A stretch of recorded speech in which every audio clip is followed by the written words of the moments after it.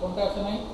ওই যে আমারটা ওপেন করার পরে স্যার এই যে 2 নম্বরটা বা কোনো একটা অ্যাক্টিভিটি আমাকে দেখানো কথা ওটা আপনারা তো বস না বুঝলেন না। আচ্ছা আমি তাহলে দেখাচ্ছি আমরা কিভাবে ডাটাবেজ অ্যানালিটিক গ্রুপটা তৈরি করব। আমাকে একজন বলতে পারবেন ডাটাবেজ অ্যানালিটিক গ্রুপের উদ্দেশ্য কি? কন্টেন্টটা পেজ নাম্বার ক্লাস ইমরান আপনাদের এখানে নেটওয়ার্কটা কেমন আছে? ঠিক আছে দেওয়া আছে।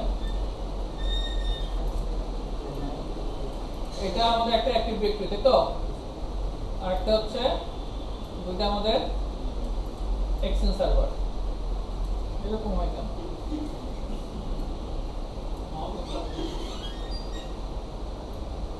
এই যে স্যার আপনার মাউস আমি নিয়ে চলে আসবো না, আমারটাই ওই জায়গা গেছে মনে হয়। ঠিক আছে তাই? আচ্ছা এটা আমাদের কি আছে? আমাদের একটা ফরেস্টে আছে। কি ফরেস্ট দিচ্ছেন আপনারা? কন্ট্রোসো ডট লোকাল তাই তো? আচ্ছা এটার নাম কি দিচ্ছেন? বিসি। আর একটা নাম আপনারা দিচ্ছেন এক্সচেঞ্জ সার্ভার 1 তাই তো? আর একটা নাম দিচ্ছেন এক্সচেঞ্জ 2, ঠিক আছে না? আচ্ছা এটা আইডি কত দিচ্ছেন? 10.1.4.8/24। আচ্ছা আর এটার আইপি 4.9/24। আর আমার পেজের আইপি 4.4.2/24। এটাই তো নাকি? আমাদের একটি নেটওয়ার্কে আছে একটা সুইচ আছে, সুইচের সাথে আমাদের কানেক্টেড।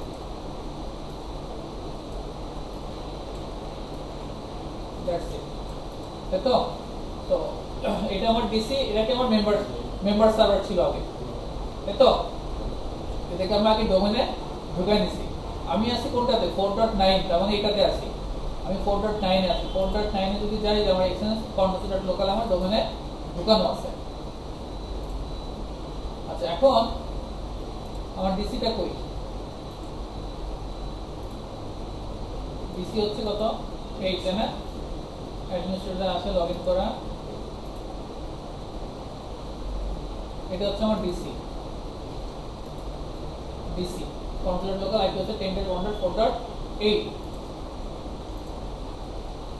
আর আপনার আইপি কত বললেন? 4.2 4.2 user name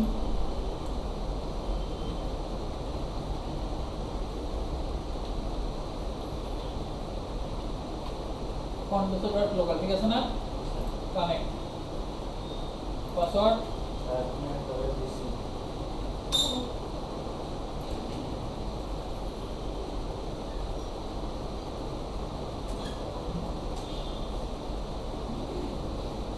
কি বাবু এরকম কেন আপনারটা?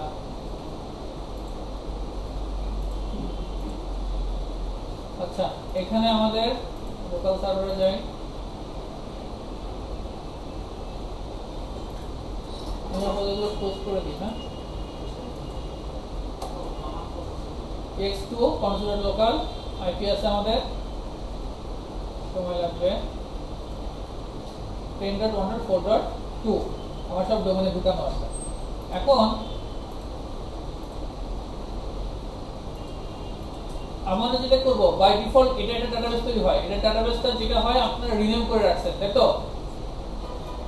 রিনেম করে নিছেন। রিনেম করে কি লিখছেন ডাটাবেসটা? db1। এটা ডাটাবেসটা কি ছিল? db, এটা ডাটাবেস db-1। এটা রিনেম করা ডাটাবেস তাই তো? বাই ডিফল্ট একটা বড় অক্ষর ডাটাবেস থাকে, এটা রিনেম করে নিছেন। আর এটা ছিল কি দিছেন? db2। এখন তাহলে আমরা ড্যাগটা কেন করব? আমার এই ডাটাবেসটাকে আমি আমার এখানে তো থাকবে, সাথে যেন এখানেও আসে, অর্থাৎ এই এর উপরও আমার db1টা আসবে। আর এখানে আমার কি আসবে db2 আসবে। তাহলে সুবিধা কি? সুবিধা হচ্ছে যখন আমার কোনো একটা মেশিন যদি ডাউন হয়ে যায়, কোনো একটা এক্সচেঞ্জ সার্ভার যদি ডাউন হয়ে যায়, মনে করেন এই এক্সচেঞ্জ সার্ভার ডাউন হয়ে গেল, তখন কি হবে? এখান থেকে আমার রিট্রিভ করবে। আদারওয়াইজ আমার সেপারেট অবস্থায় কি থাকে, এখানে db1 আছে, এখানে db2 আছে, এখানকার যে ইউজাররা আছে এই ডিবিতে আমি যে ইউজাররা রাখছি, এটা যদি যখন আমার ডাউন হয়ে যাবে তখন কিন্তু সেই ইউজাররা আর কোনো কাজ করতে পারবে না। তো দ্যাটস ওয়াই আমরা কি করব, আমরা আমাদের এই দুটাকে নিয়ে, এই দুটো এক্সচেঞ্জ সার্ভারটাকে নিয়ে আমরা একটা ড্যাগ তৈরি করব, ডাটাবেস অ্যাভেলেবিলিটি গ্রুপ, যাতে করে ডাটাবেসটা আমার সবসময় কি থাকে, অ্যাভেলেবল থাকে। তো কি করব, আমার এই ডাটাবেসটা আমি এই একটা কপি আমি এই সার্ভারে রাখবো, এই ডাটাবেসের একটা কপি আমরা এই সার্ভারে রাখবো। তাহলে কি হবে, এখান থেকে এখন যদি কোনো একটা মেশিন যদি আমার ডাউন হয়ে যায়, তাহলে এর যা কপি আছে সব তো এখানেও আছে, তো এখান থেকে কিন্তু রান হবে। কারণ কোশ্চেন আছে নাই, এই কাজটা আমরা করব। কাজ করতে বেশিক্ষণ লাগবে না, কাজ করতে 5 মিনিটের কাজ না, তাই তো নাকি? কাজ করতে 5 মিনিটেরও না। তো জাস্ট আপনারা এনভায়রনমেন্ট রেডি করতে যেটুকু লাগে। এখন আমরা ভার্চুয়াল এই কাজটা আপনারা বাসায় করতে পারবেন না, বিকজ অফ এখানে আপনার একটা এক্সচেঞ্জ সার্ভার তৈরি করতে গেলে মিনিমাম 8 জিবি RAM লাগবে। এটাতে 8 জিবি RAM, এটাতে 4 জিবি RAM লাগে, তাহলে 20 জিবি RAM আপনার লাগবে। আচ্ছা, এটা আমরা একটু তাহলে দেখি। আমরা যখন এক্সচেঞ্জটা ইনস্টল করছি, দুইটাই যখন ইনস্টল করছি, দেখেন আপনার এই ডাটাবেসে দুইটা কপি চলে আসবে। যখন আপনি রিনেম করার পরে না এটা আসছে db1 db2। যাই হোক, ডাটাবেস যদি আপনি আপনার এই ডোমেনের আন্ডারে, আমাদের এই ডোমেনের আন্ডারে কনসেপ্ট লোকালের আন্ডারে যদি আপনি আরেকটা এক্সচেঞ্জ ইনস্টল করেন, তখন তার যে ডাটাবেসটা হবে ওই ডাটাবেসটা আপনি এখানে পাবেন। আর যতগুলো এই ডোমেনের আন্ডারে এক্সচেঞ্জ ইনস্টল করবেন সবগুলো ডাটাবেস কিন্তু এখানে চলে আসবে। আপনারা এই আন্ডার কনসেপ্ট লোকাল আন্ডার দুইটা করছেন, দ্যাটস দুইটা এখানে দেখাচ্ছে।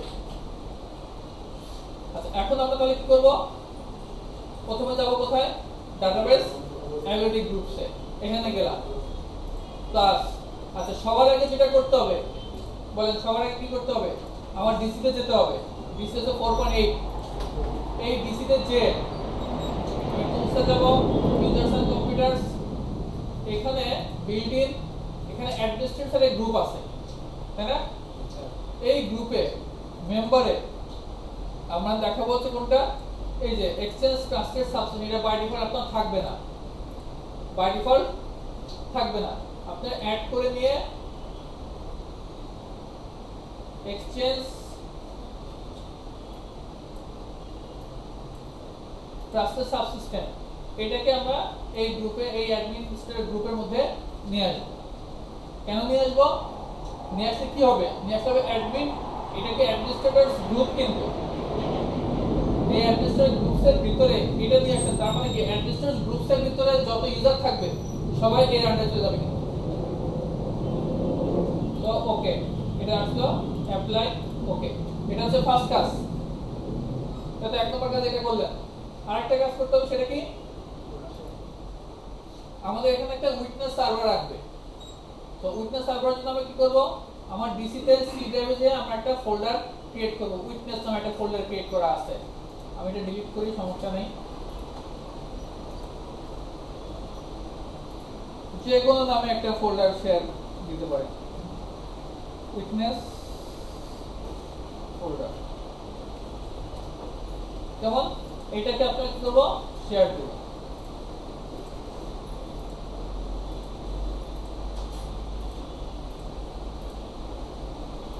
শেয়ার দিলাম।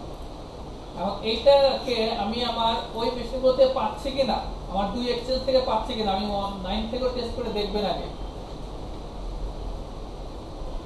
কত আছে আমার, 10.8 পাচ্ছি, তাহলে এখানে ঠিক আছে।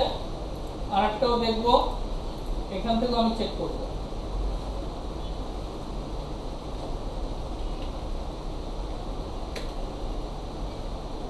ওটা এইটি তো না, পাচ্ছি, তাই তো, এটা পেলাম। দেন এখন আমরা যেটা করব, আমাদের ডিসি তে আমরা কাজ করতেছি, কিন্তু ডিসি তে দুটো কাজ করছে। একটা হচ্ছে কি, উইটনেস ফোল্ডারটা শেয়ার দিছি, আর আমি অ্যাডমিনিস্ট্রেটর গ্রুপে সাবসিস্টেমটাকে অ্যাড করে আসছি। দেন একটা আমরা কি করব,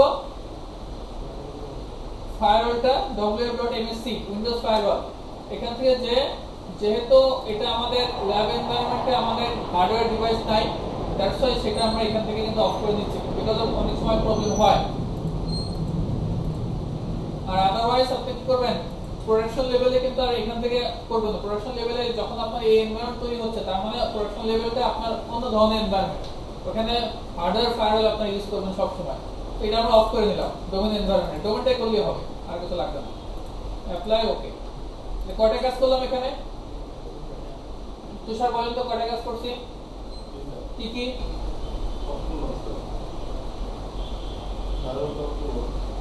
হ্যাঁ বললেন, তারপর একটা বললেন, আর বলে তো তিনটা কাজ করছি। তো আপনি ফাইনাল অফ করলে একটা বললেন, আর দুইটা? আর কে বলবে? বলেন, মাদার বলেন। হ্যাঁ হ্যাঁ, ফাইনাল অফ করছি, উইটনেস সাব ফোল্ডার একটা শেয়ার দিছি, আর কাছে অ্যাডমিনিস্ট্রেটর গ্রুপে আমরা অ্যাড করে আসছি। তাহলে আমার মোটামুটি ডিসির কাজ শেষ। আমি এখন ডিসি থেকে বের হয়ে যাচ্ছি। এখন আমরা যে কোনো একটাতে ঢুকতে পারেন, আপনি এক্সচেঞ্জ 4.9 অথবা 4.2 যে কোনো একটাতে কাজ করতে পারেন। আচ্ছা, এখন যে কোনো একটাতে কাজ করলে কি হবে, এই কাজটাই রেপ্লিকেট হয়ে অন্য এক্সচেঞ্জেও চলে যাবে। তো আমরা এখানে একটা ডাটাবেস আইডি গ্রুপ তৈরি করব। আমি নাম দিচ্ছি DAG-001, নাম দিলাম উইটনেস সার্ভার। উইটনেস সার্ভার কোনটা? ডিসি, কারণ আমি ডিসি থেকে তো ফোল্ডার শেয়ার দিয়ে আসছি। তো উইটনেস সার্ভার আমি dc.controso.local, ঠিক আছে? তো আমার ডিসি নাম কি ছিল? এই যে ডিসি আছে, controso.local। উইটনেস ডিরেক্টরি, এই যে এই সার্ভারে যে আমি ডিরেক্টরিটা শেয়ার দিয়েছি, সেটা কোথায় ছিল? সি ড্রাইভে দিয়েছিলাম। কি নাম দিয়েছিলাম? Witness folder. যে নাম দিবেন ওই নামই দিবেন, ঠিক আছে? আচ্ছা, এখন এখানে দেখেন কিছু লেখা আছে, DAGs with member servers using Windows Server 2012 release 2 or later। অর্থাৎ আপনি যদি DAG করে থাকেন Windows Server 2012 release 2 এর দিয়ে বা তারপরে, এগুলোতে যদি DAG করে থাকেন, don't need DAG IP address, কোনো IP অ্যাড্রেস দরকার নাই। যদি এর আগে হয়ে থাকে Windows Server 2012 আছে কিন্তু সেটা রিলিজ 2 না, বা 2008 দিয়ে করছেন, সেগুলো যদি থাকে তাহলে আপনি IP অ্যাড্রেস দিবেন। কিন্তু এগুলো আর যদি আমাদের 2012 রিলিজ 2 এর পরে হয়ে থাকে বা রিলিজ 2 অথবা তারপরে হয়ে থাকে, তাহলে IP অ্যাড্রেস দেওয়ার দরকার নাই। তো আমি দরকার দিলাম না, আমি সেভ দিলাম। আমার DAG-001 তৈরি হয়ে গেছে। এখন এখানে এই DAG-এর ভিতরে কোনো মেম্বার কিন্তু নাই, আছে? নাই। এই কাজটা কোথায় তৈরি হয়ে গেছে? আমার আরেকটা যেটা আমার এক্সচেঞ্জ আছে সেখানে তৈরি হয়ে গেছে। 4.2 আমার এক্সচেঞ্জ এখানে তৈরি হয়ে যাবে। ডাটাবেস আইডি গ্রুপ, আর আমি ওইখানে যা যা কাজ করব এখানে সব রেপ্লিকেট হয়ে চলে আসবে। কথা বুঝতে পারছেন? তো এই যে DAG-001, তো আপনি যে কোনো একটাতে কাজ করতে পারেন, কোনো সমস্যা নাই। তাহলে আমাদের এই কাজটা শেষ। এখন আমরা কি করব? এখন আমরা মেম্বার এখানে অ্যাড করব, তাই তো? কোন দুটো মেম্বারকে আনবো?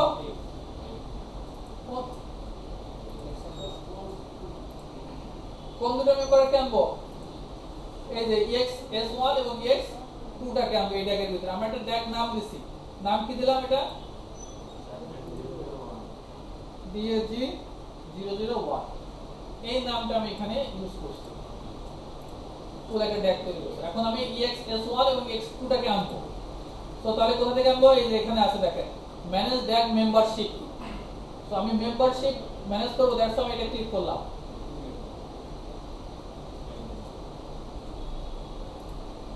প্লাস আমি আনলাম দুটাকে নিয়ে আসলাম, EX1 এবং EX2 টাকে নিয়ে আসলাম। Save.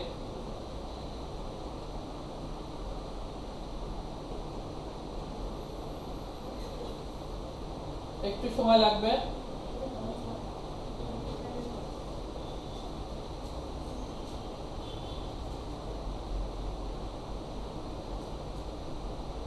Adding server x s1 to database availability group -001 এ অ্যাডিং হচ্ছে, কিছুক্ষণ সময় লাগবে।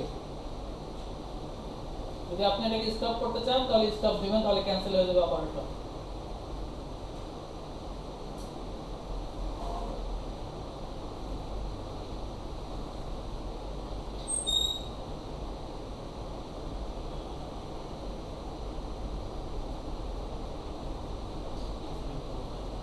জানতে কত হয়ে গেছে? এক্সচেঞ্জ হইছে, ইসিপি পাইছেন? না, এখন বটটা একটু আগে আচ্ছা, এই মাঝের কত সাকসেসফুলি আপডেটেড দ্য মেম্বারশিপ।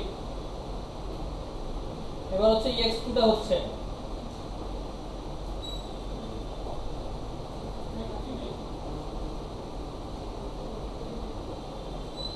মাঝের কত হয়েছে? স্টেপ 3 এই সাজ্জাদ স্যার আবার দিচ্ছি। আচ্ছা, আমাদের সেভিং কমপ্লিট সাকসেসফুলি, তো ক্লোজ। এখানে দেখেন এখন এই ড্যাগটা আন্ডারে, ড্যাগের আন্ডারে কয়টা সার্ভার আছে? x2 এবং x1 দুটো সার্ভার আছে। রিফ্রেশ দিয়ে একটু কাজ করবেন, যাই করেন অল টাইম রিফ্রেশ দিবেন। আচ্ছা, তাহলে আমাদের এখানকার কাজ মোটামুটি শেষ। তো এখন আমরা এখানে কি করলাম? আমরা দুইটা মিলে একটা ড্যাগ প্রথমে তৈরি করছি, নাম দিছি, দেন এই ড্যাগের ভিতরে আমরা দুইটাকে ঢুকাইছি, তাই তো? কিন্তু আমরা কিন্তু এটা করিনি যে এই ডাটাবেসটাকে ex1 এর ডাটাবেসটাকে এখানে আনি নেই, বা ex2 এর ডাটাবেসটাকে এখানে আনি না। এখন এই কাজটা করব। সো ডাটাবেসে যাব, db1, db1 টা কার ভিতরে আছে? xs1, মানে আমার এই সার্ভারে, আমার এই সার্ভারের নাম কি? s1। তো এই সার্ভারেরটা হচ্ছে db1, তাই তো? আর ex2 এর যেটা আছে সেটার নাম হচ্ছে কি? db2। তো এখানে আমরা যেটা করব, অ্যাড ডাটাবেস কপি। এই যে ডাটাবেসটা, এই ডাটাবেসটা কপি করে আমি কোথায় রাখবো? তাহলে এই db1 টাকে কপি করে আমি কোথায় রাখবো? 2 এ রাখবো। সো সেটা আমি এখান থেকে দেখাই দেব, অ্যাড ডাটাবেস কপি, ব্রাউজ, দেন ও অটোমেটিক্যালি পেয়ে নেবে। যদি আপনার এখানে মাল্টিপল থাকে তাহলে তখন কিন্তু মাল্টিপল আসবে, তখন আপনি সিলেক্ট করে দিতে হবে যে কোনটা আছে। যেহেতু এখানে আমার দুটোই আছে, দ্যাটস ওয়াই আপনি কপি তো নিশ্চয় নিজেরটাতে করবে না, নিজেরটাতে অটোমেটিক কপি আসেই। বুঝা গেছে কথা? তো দ্যাটস ওয়াই সে অটোমেটিক্যালি নিয়ে নিছে। যদি মাল্টিপল থাকতো, নিজেরটা ছাড়া বাকিগুলো আসতো, দেন আপনি এবার কোথায় কপি করবেন সেটা আপনি রাখতে পারেন। তাহলে আমরা x2 নিলাম, স্পেসিফাই মেইলবক্স সার্ভার নিলাম। Servers hosting a copy of this database. এই যে এই ডাটাবেসের একটা কপি আমার নিজের কাছেও আছে বা থাকবে, কেমন? আর একটা যাবে কোথায়? ex2 তে। Save, saving completed successfully, you have completed the operation. তাহলে এখানে দেখেন এই যে আমার এই ডাটাবেসের কপিটা এখন কোথায় কোথায় আছে? ex2 তে আছে, xs1 এ আছে। এখন আসবো আমরা এটাতে, db2 এটাতে আছে, এখন আছে কোথায়? ex2 তে আছে, তাই তো? রাখবো কোথায় তাহলে? 1 এ রাখবো, সে অটোমেটিক্যালি পেয়ে যাবে 1। ওকে, এবং এর একটা কপি নিজের কাছে ex2 তেও থাকবে। Save, saving completed successfully, close. তাহলে এখন এই দেখেন db1 এর ডাটাবেসটা দুটাতেই আছে, db2 ডাটাবেসটাও দুটাতে আছে, যেটা আমরা একটু আগে বলছি। এইটাতে কি আছে? db1 2 আছে, এটাতে db1 2 আছে। তো আমার 1 1 2 তে কি আছে? 1 2 তে দুইটা আছে, db1 আছে, db2 আছে। ক্লিয়ার? কোনো সমস্যা আছে? আচ্ছা, এখন বর্তমানে কি অবস্থা আছে? বর্তমানে আমার ডাটাবেসটা অ্যাক্টিভ আছে কোথায়? 1 থেকে, এখান থেকে সে কাজ করতেছে, তাই তো? আর 2 টা কাজ করতেছে কোথায়? ex2 তে। তাহলে আমরা এখন কাজ করব, এই ex2 টা শাটডাউন দেব। শাটডাউন দিলে কি হবে? শাটডাউন দিলে যেন আমার এই db2 টা এখানে যেন আমার exs1 চলে আসে। তার মানে এই ডাটাবেসটা ex2 যখন অফ পাবে তখন ex1, যেহেতু ex1 এ কি আছে? আমার একটা কপি আছে, তখন যেন আবার এখানে যেন ওইটা যেন আমার শো করে। বুঝা গেছে কথা? তাহলে আপনি শাটডাউন দিয়ে দেন। হ্যাঁ, আমরা এই মেশিনটা 4.2 টা শাটডাউন করে দেব। আমি একটু পিন করে দেখি।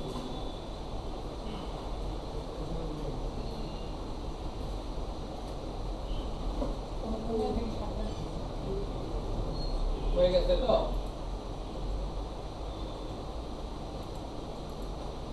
তিন হ্যাঁ 50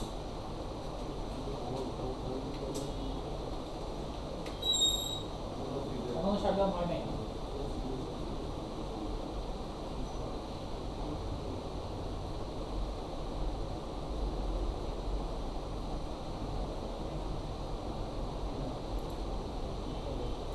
দেখেন এখন মেশিনটা কিন্তু শাটডাউন তো আমরা এটা আমার শাটডাউন এখানে কিছুক্ষণ সময় লাগবে হ্যাঁ রিফ্রেশ দেবেন কিছুক্ষণ সময় লাগবে এখানে x s1 চলে আসার কথা কিছুক্ষণ সময় লাগবে 3-4-5 মিনিট লাগতে পারে কিছুক্ষণ সময় লাগবে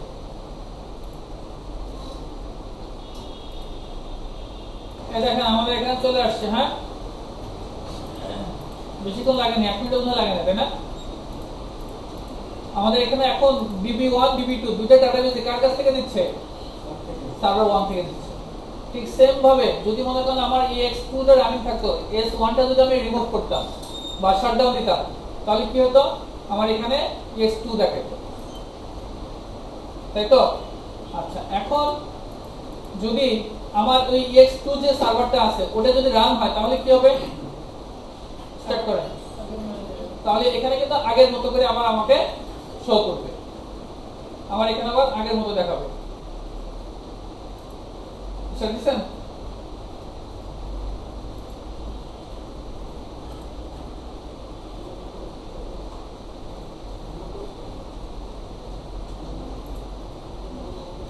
আচ্ছা আমাদের স্টার্ট হইছে স্টার্ট হওয়ার পরে আমরা একটু চেক করে দেখি কি অবস্থা আমাদের একটু সময় লাগবে হ্যাঁ